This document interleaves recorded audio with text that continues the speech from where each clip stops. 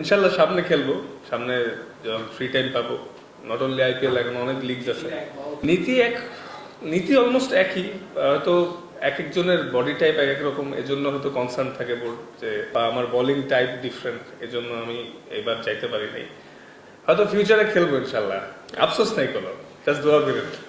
একটা মানে কিছুদিন আগ পর্যন্ত আপনি এক সপ্তাহ ফরম্যাট খেলতেন, হ্যাঁ। ওয়ার্কআউট ম্যানেজমেন্ট হোক বা ইনজুরি হোক, নানা কারণে টেস্ট থেকে আপাতত বিরতি নিয়েছেন।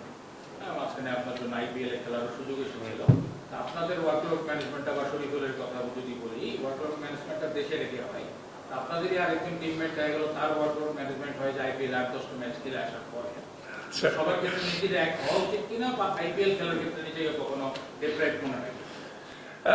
দেখেন, যে জিনিসটা চলে গেছে বা ওটা তো আর কন্ট্রোলে নাই, তো ইনশাল্লাহ সামনে খেলবো, সামনে যখন ফ্রি টাইম পাবো।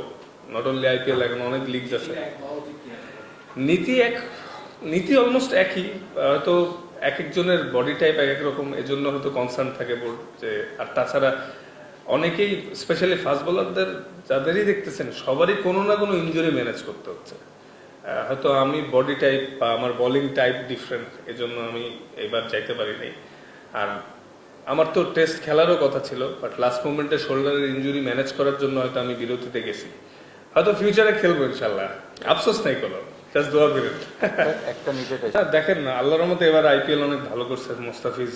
আর যেহেতু ও আসছে, আসলে আমাদের মানে আমার আমার যতটুকু পার্সোনাল এক্সপিরিয়েন্স থেকে আমি বলতেছি যে, ওকে আনার কারণটা হচ্ছে যাতে ও আমাদের টিম প্ল্যানিংটা এবং টিম কালচারের ক্ষেত্রে যাতে একটু অ্যাওয়ার হয়ে তাড়াতাড়ি যাইতে পারে। অ্যাট দ্য সেম টাইম কয়েকটা দিন রেস্ট নেওয়ার ব্যবস্থা করেছে ওকে, কারণ ও আমাদের one of the main bowler. So এটাই আসলে ডেফিনেটলি যে ওর ভালো আইপিএল কাটছে এবং যথেষ্ট এক্সপিরিয়েন্স ওখান থেকে নিছে। আর ইনশাল্লাহ আমরা যদি সবাই ফ্রেশ থাকি, ফিট থাকি, ভালো রিদমে থাকি, ভালো কিছু হবে বোলিং সাইড থেকে। না, আসলে সর্বপ্রথম যে আইপিএল এর কন্ডিশন আর এখানে কন্ডিশন একটু ডিফারেন্ট, প্লাস অপোজিশনও একটু ডিফারেন্ট। কিন্তু আইপিএল এর অনেক মানে মোস্ট অফ দ্য গেমই হাই স্কোরিং হয় এবং উইকেটটার ধরনটাও একটু আলাদা। আর এইখানে তো আমাদের বাংলাদেশের হাই স্কোরিং ম্যাচ একটু কমই হয় তুলনামূলক।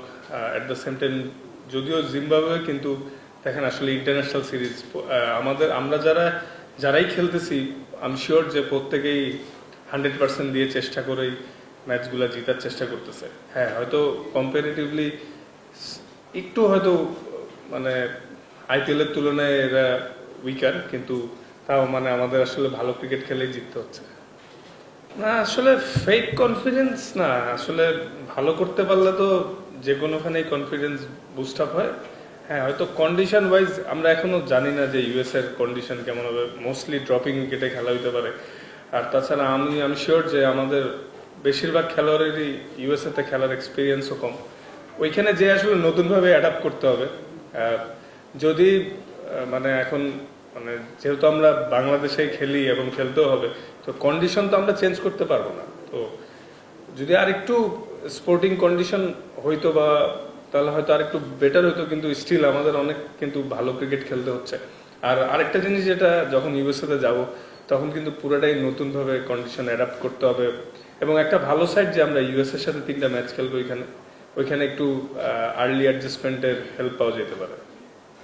আসলে ভাই এটা টোটালি ডিপেন্ড করতেছে কন্ডিশনের ওপর। কিছু উইকেটে হয়তো 4 ওভারে 40-এর মধ্যে রাখলে ভালো, কিছু উইকেটে 30।